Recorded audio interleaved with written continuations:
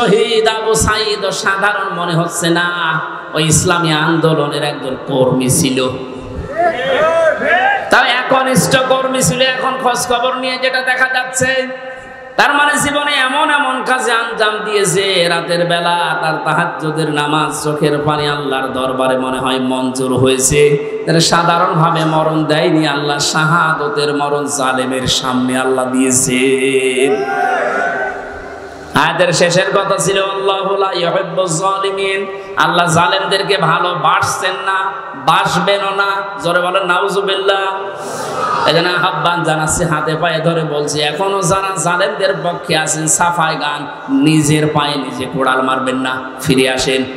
জালেমদের কোনো জায়গা কিয়ামত পর্যন্ত এ জমিনে আর হবে না। আল্লাহ আমাদেরকে জালেমদের বিষয়গুলো বোঝার তৌফিক দিন। দরুদ পড়ছি নবীজির উপরে সাল্লাল্লাহু আলাইহি ওয়াসাল্লাম। কোরআনে কারীম থেকে আমরা দুইটা সূরা পড়েছি, সূরা আলাম নাশরাহ এবং সূরা আন-নাসর। আমরা তাফসীর আকারে কথা বলবো, যেহেতু এখানে লেখা আছে। আপনারা আছেন তো? বিজয় পেয়েছে অনেকেই মনে করছে কি না কি হনরে হনুমান হয়ে যাচ্ছেন না, কি করা লাগবে কোরআন থেকে শুনে। জবান ছেড়ে কোরআনের আয়াতগুলো আগে একটু পড়েন। আউযু বিল্লাহি মিনাশ শাইতানির রাজিম, বিসমিল্লাহির রহমানির রহিম। ইযা জাআ নাসরুল্লাহি ওয়াল ফাth ওয়া রাআইতান নাসা ইয়াদখুলুনা ফি দীনিল্লাহি আফওয়াজা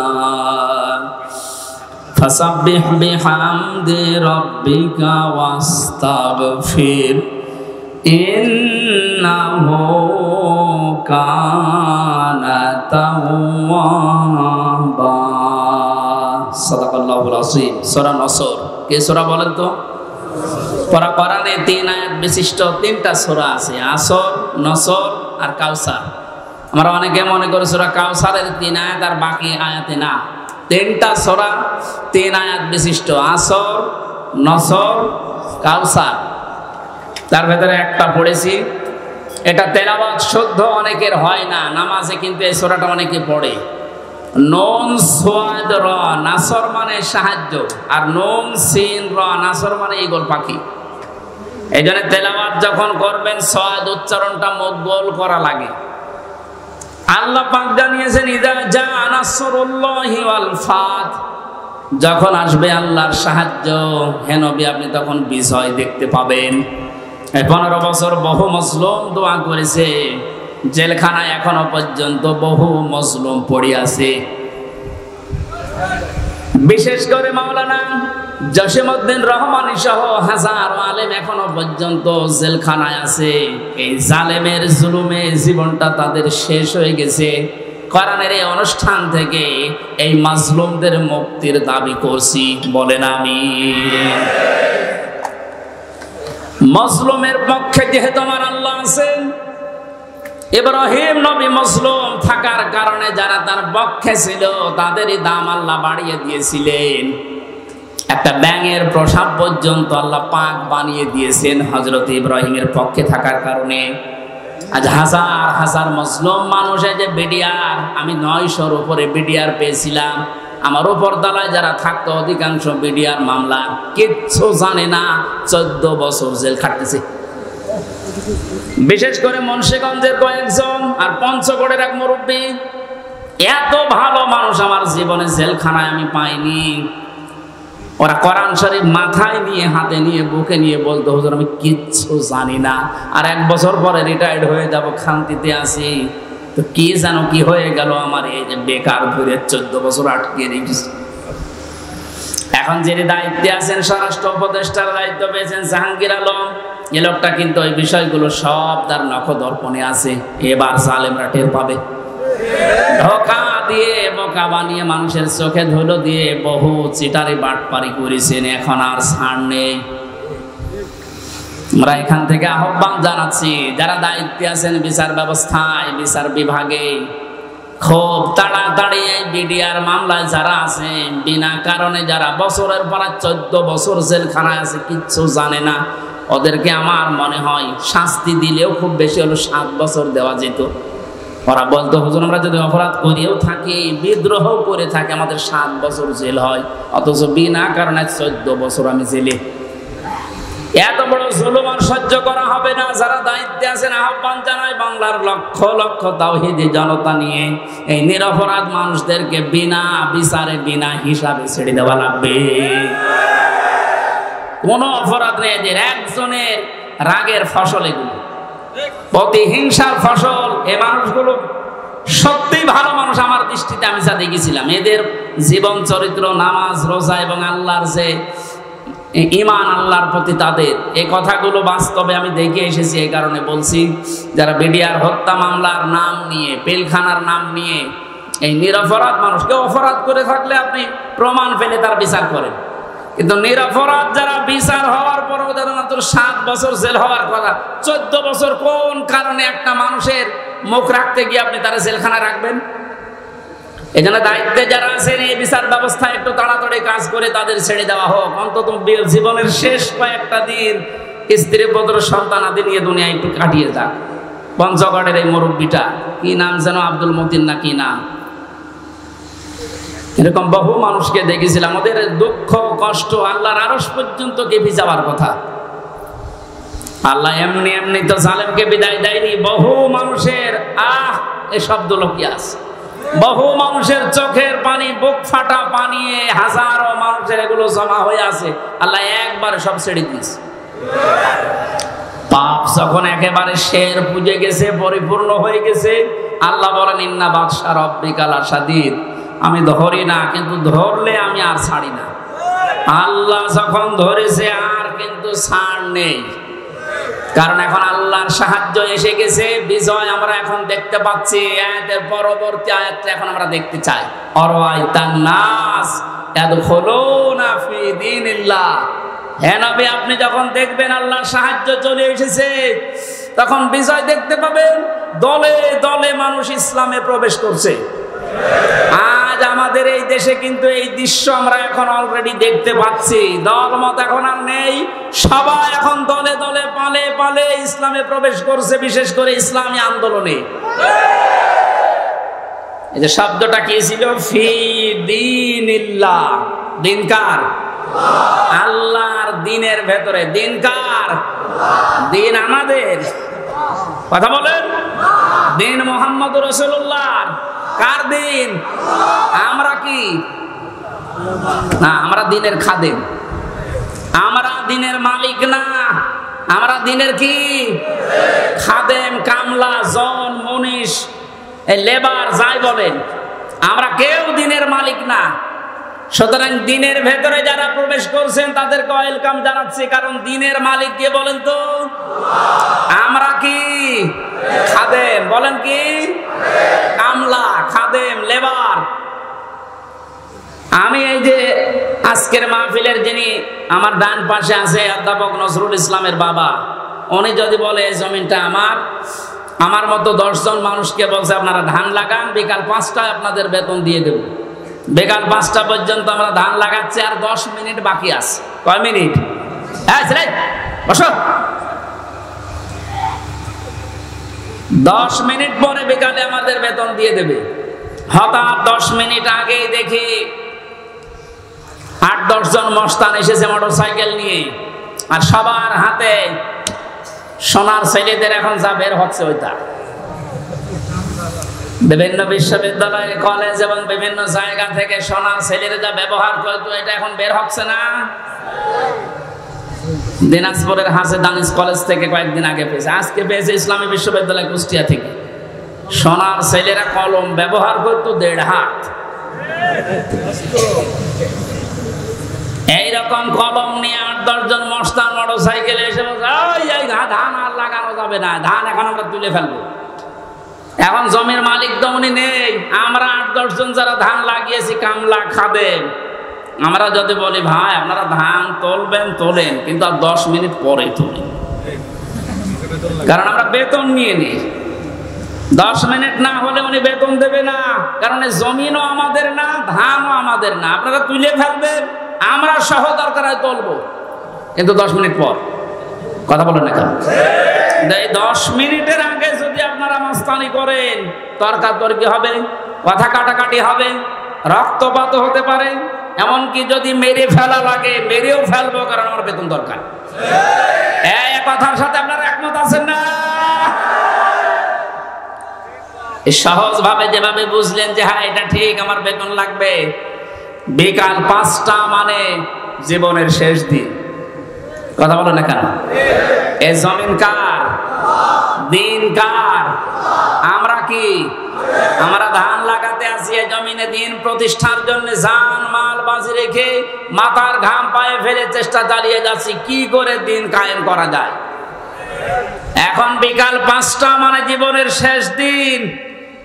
এদিন আসার আগে যদি কেউ বাধা দিতে আসে, তর্কাতর্কি হবে, কথা কাটাকাটি হবে, রক্তপাত হবে।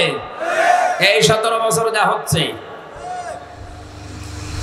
এখনো যদি বাধা আসে, যদি মেরে ফেলা লাগে, মেরে ফেলতে আমাদের কোনো বাধা নেই, কারণ আমার বেতন দরকার, আর আমার বেতনের নাম জান্নাত। এক কথা বলেন।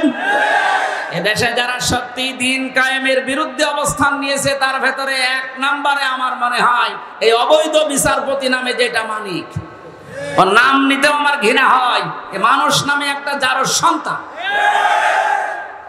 কে বলেছে ওটার মানুষ? ও কথা বললে ইসলামের বিরুদ্ধে বলে। আর আমরা সূরা নূন কলমের ভেতরে জানি, যারা অবৈধ সন্তান পৃথিবীতে, যারা যার সন্তান, ওরা কথা বললেই কোরআনের বিরুদ্ধে কথা বলবে। এর কথাবার্তা শোনেন না? আরো টাটকা কিছু শয়তান আছে। আমরা কিন্তু বিকাল 5টা পর্যন্ত এই জমিনে ধান লাগাবো, বাধা দিতে আসলে কিন্তু এখন আর কথা কাটাকাটি না, তর্কাতর্কি না, রক্তপাত না, এখন বিদায় করে দেব। নামাই বেতন এখনো পাইনি। বলেন, বেতন পেয়ে গেলে আমার অসুবিধা নেই, দিন এই জমিনে কায়েম করতেই হবে, এটা ফরজ না, এটা চেষ্টা করা ফরজ। চেষ্টা করে যাব, হলে ভালো, না হলো আমার কোনো লস নেই, আমার বেতন আছে। এখন এতক্ষণ তো কামলাদের কথা বললাম, লেবারের কথা। যিনি মালিক বসে আছে, উনি যদি এসে দেখে যে সব ধান তুলে ফেললো, উনি কিছু বলছে না, তার মানে উনি দুর্বল। এই কারণে মনে মনে চিন্তা করবেন, যিনি হয়তো এখন কিছু বলছে না, পেছনে ওনার কোনো উদ্দেশ্য আছে। যেই দিন ধরবে গোপনে, বাপ বলার সময় দেবে না। এ জমিনে আজ 53 বছর চেষ্টা চালিয়েছে অনেকে, আল্লাহর খাদেমেরা, আল্লাহর গোলামেরা, কিন্তু পারছে না। আল্লাহর সৃষ্টির ভেতরে যারা অবৈধ সৃষ্টি, তারা চেষ্টা চালিয়ে চালিয়ে নস্যাৎ করে দিচ্ছে বারবার। আমার কুষ্টিয়ার এক গাদ্দার আছে, ওর নাম নিতে আমি ঘৃণা করে, যেন ওর নাম নেই না।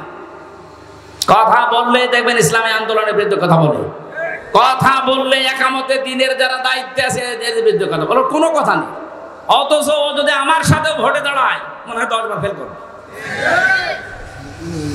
খয়রাতি নৌকা নিয়ে পাশ করেছিল কয়েকবার, ধরাকে সরা জ্ঞান করে, এখন ইন্দোরের গর্ত খুঁজে পাচ্ছে না। আমার মনে হয় যে অবস্থা কুষ্টিয়ার, ওরা যদি জনগণ পায়, কুকুরের মতো পিটিয়ে বের ফেলবে।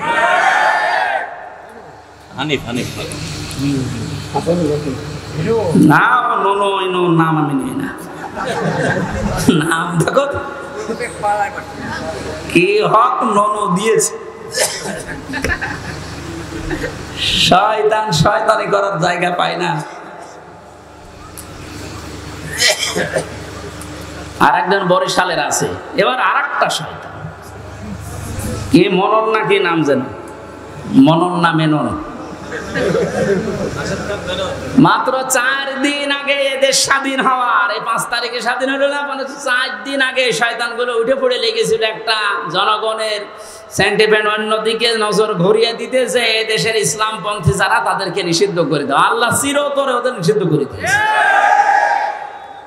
যেন যুগে যুগে যারা জালেম আসবে তারা যেন শিক্ষা নেয়। ফেরাউনকে আল্লাহ এমনি সটকি দিয়ে রাখে না। আল্লাহ বলেন, ওকে সটকি দিয়ে রাখলাম এই কারণে, যুগে যুগে যারা স্বৈরাচার আসবে তারা যেন ওর লাশ দেখে শিক্ষা নেয়। সুতরাং আজও যারা জালেম তাদের অবস্থান এই 5 তারিখের পর থেকে যা হয়েছে, এখনো যদি আপনার পরিবর্তন না আসে, শিক্ষা না নেন, আমার মনে হয় আজরাইল আসার আগে আপনার পরিবর্তন নেই। সুতরাং আমাদের মালিক যিনি, উনি তো জমির মালিক ছিলেন, আমাদের এই জমিনের মালিক কে বলেন তো? উনি এখনো আছে না নেই? আমরা তো কামলাদেরই এই অবস্থা, খাদেমদের এই অবস্থা। যিনি মালিক আছে উনি কিন্তু দেখছে যে 53 বছরে আমার জমিনে দিন কায়েম হতে দিল না কারা। হয়তো উনি সরাসরি কিছু বলছে না, গোপনে যেদিন ধরবে না, বাপ বলারও সময় পাবেন না। দাড়ি কেটে পালাতে গিয়ে পালাতে পারবে, এতে কত বড় শয়তান। আমি তো মাঝে মাঝে ওর দিকে এখন তাকিয়ে বলছি, আল্লাহ এই শয়তান আমি তো দেখিনি, যদি দেখতাম নম্বরের দিকে মনে হচ্ছে শয়তান, যদি দেখতাম এরকম হতো। নাম নিয়েছে আবার দরবেশ বাবা। দরবেশই যদি এই হয়, তাহলে যেগুলো ক্লিন সেভ, ওগুলো চরিত্র কত খারাপ আপনি বলেন। দরবেশই যদি এই করে, ওর দাড়ি কাটার পরে চিহ্ন দেখে মনে হচ্ছে যে একটা নমো না, কে যেন ডিম মেরেছিল, ডিম না, ওরা আরো কিছু মারা দরকার। ওর ডিম ওই জায়গায় না, বিভিন্ন জায়গায় ডিম দেওয়া দরকার। ওই শয়তানরা আমরা যখন আলেমদেরকে, বিশেষ করে মাওলানা মামুনুল হক, মাওলানা সাখাওয়াত হোসেন রাজি, আমির হামজা, এই রফিকুল ইসলাম মাদানী, হারুন ইসহার, এই আলেমদেরকে যখন এই দড়ি বেঁধে মাথায় দড়ি দিত, হাতে হ্যান্ডকাপ দিত, পায়ে ডান্ডা বেড়ি দিত, এগুলো দিয়ে যখন আদালতে তুলতো, ওরা ওই পাশ থেকে টিপ্পনি কাট, ঠিকই হচ্ছে, এখন ডিম খাও। আমরাও এখন বলবো তো ঠিকই হচ্ছে।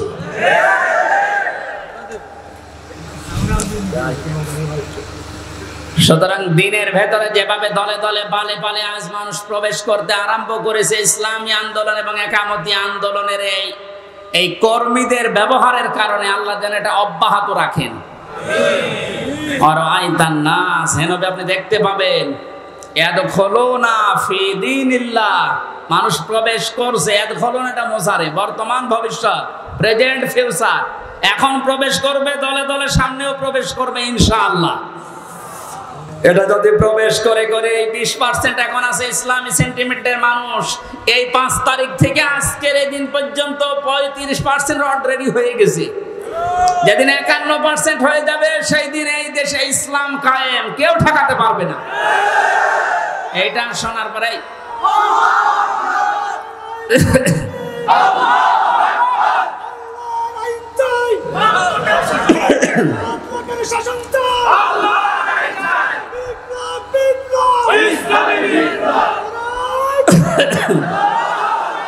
এই দৃশ্য দেখে অনেক জালেমের এখন গাত্রদাহ কিন্তু অলরেডি আরম্ভ হয়ে গেছে। ওরা দলে দলে ষড়যন্ত্র করছে, না অন্য কেউ আসুক, ইসলাম যেন এদেশে না আসে। কিন্তু বাংলার জনগণ যেভাবে জুলুমের শিকার হয়েছিল, এরা কিন্তু অলরেডি বুঝে ফেলেছে যে ইসলাম ছাড়া মুক্তির আর কোনো পথ আমাদের নেই। ইসলামের হাতে যদি দেশটা তুলে দেওয়া যায়, যার যে অধিকার, যে ধর্মের লোক হোক, তার অধিকার সে ফিরে পাবে। এক কথা বলেন না কেন?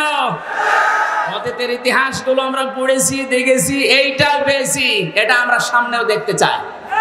কারণ এই 53 বছর বিভিন্ন মানুষ এই দেশটা চালিয়েছে, আমরা দেখলাম। কথা বলেন না কেন?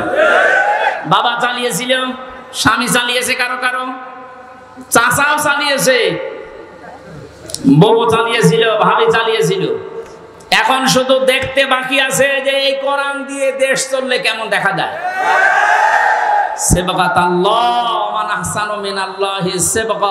আল্লাহ বলেন, আমি আল্লাহর চাইতে সুন্দর রং পৃথিবীতে কারণে, সুতরাং এই রং দিয়ে যদি দেশটা ইউনিয়ন পরিষদ থেকে সংসদ পর্যন্ত চলে, এটা একটা মিনি জান্নাত হয়ে যাবে।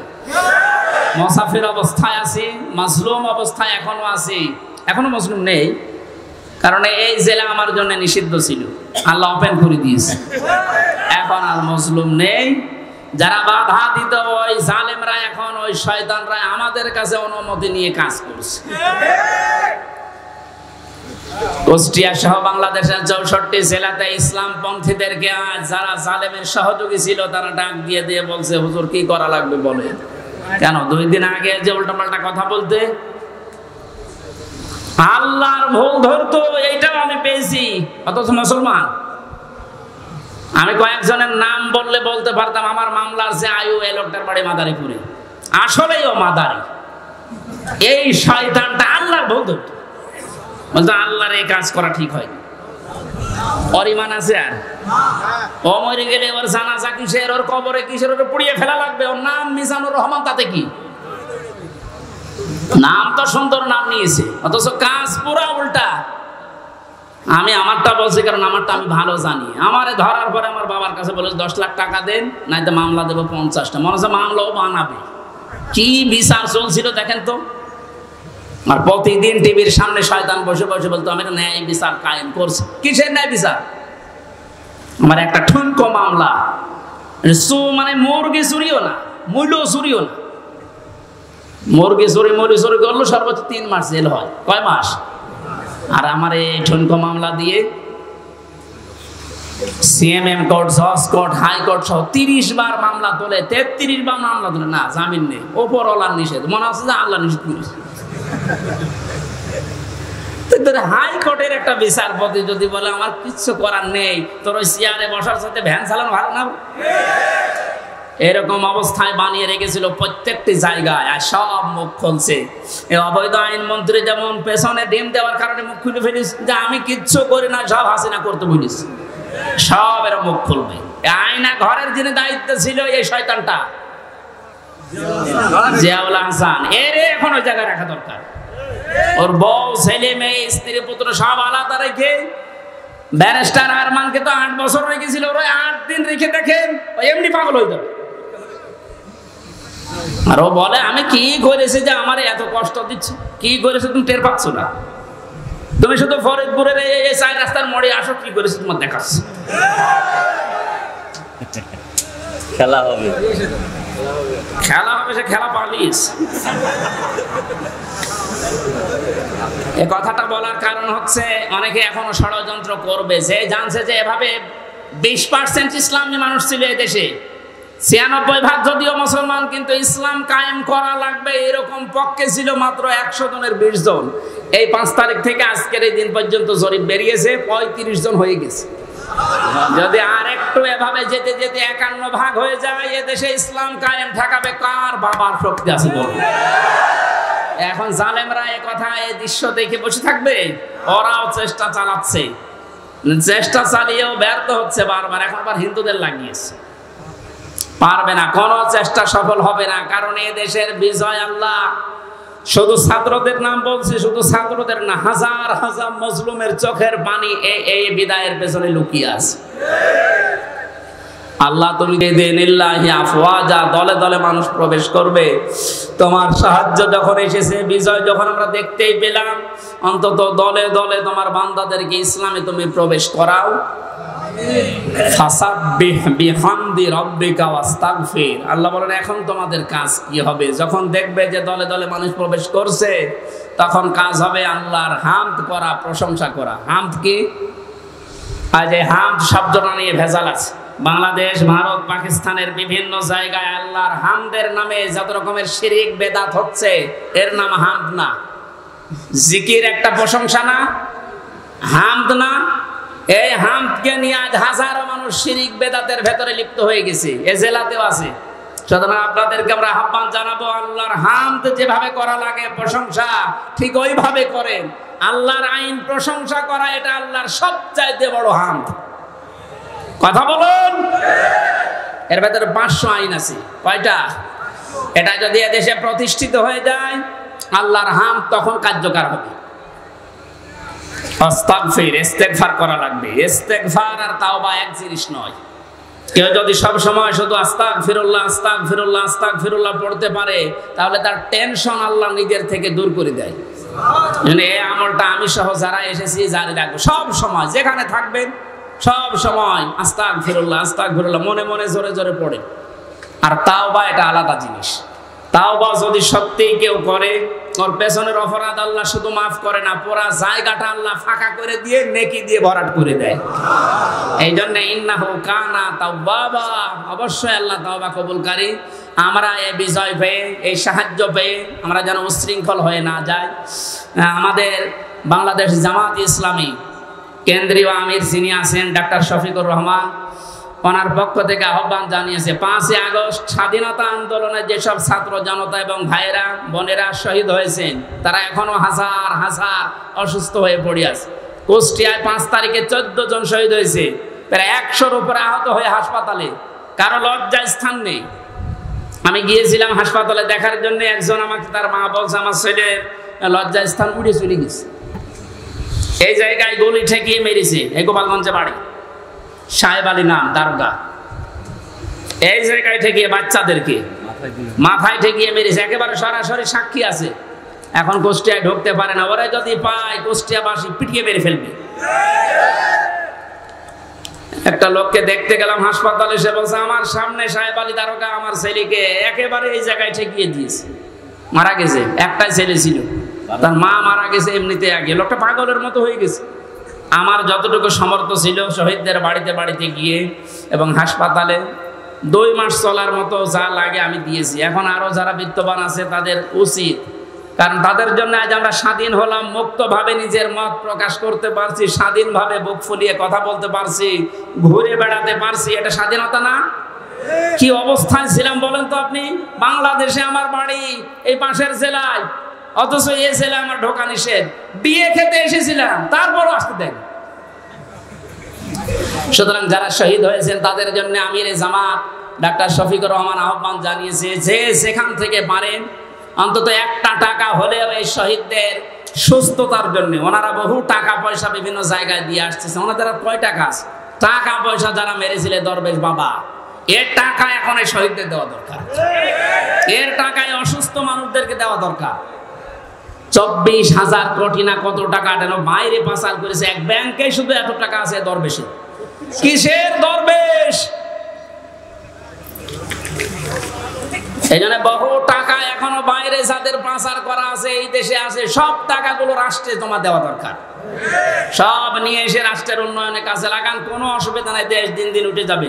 ওনার আহ্বান আপনাদের জানিয়ে দিলাম, যতটুকু সামর্থ্য আছে কেউ যাবেন না, যারা যাচ্ছে এনাদের কাছে দেন, এটা পৌঁছিয়ে দেওয়া হবে। ওনারা তো বিভিন্ন জেলায় এখন যাচ্ছে প্রত্যেক দিন। শহীদ আবু সাইদের বাড়িতে আমির জামাত 6 লক্ষ টাকা দিয়ে তার বাড়ি পর্যন্ত বানিয়ে দিয়েছে। মুগ্ধর বাড়িতে গিয়েছে, আবু রায়হানের বাড়ি ঠাকুরগাঁও, তার বাড়িতে গিয়েছে।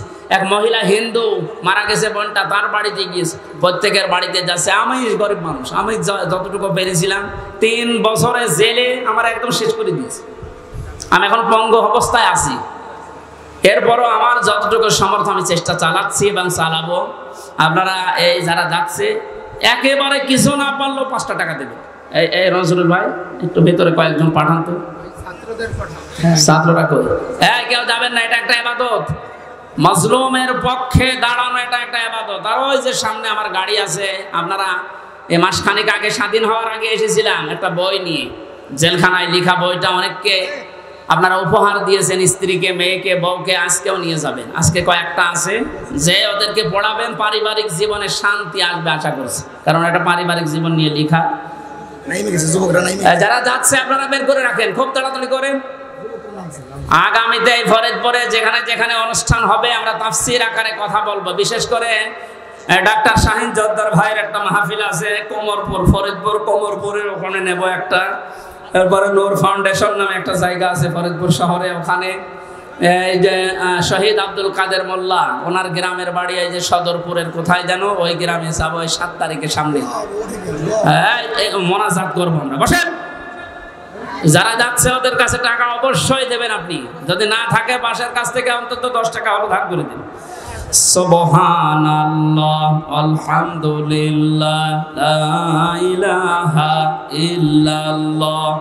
ওই যে সামনে মসজিদের সামনে গাড়িটা আছে আমার, সাদা গাড়ি, আপনার স্ত্রীকে পড়াবেন, কাজে লাগবে। স্ত্রীর বিষয়ে লেখা আছে, অনেক তথ্য আছে, আমি যেহেতু বলতে পারলাম না তাদের জন্য, ওইটা নিয়ে পড়াবেন। আল্লাহুম্মা আমিন। ربنا ظلمنا أنفسنا وإن لم تغفر لنا وترحمنا لنكونن من الخاسرين। রব্বুল আলামিন ফরিদপুর জেলার বোয়ালমারী থানার অন্তর্গত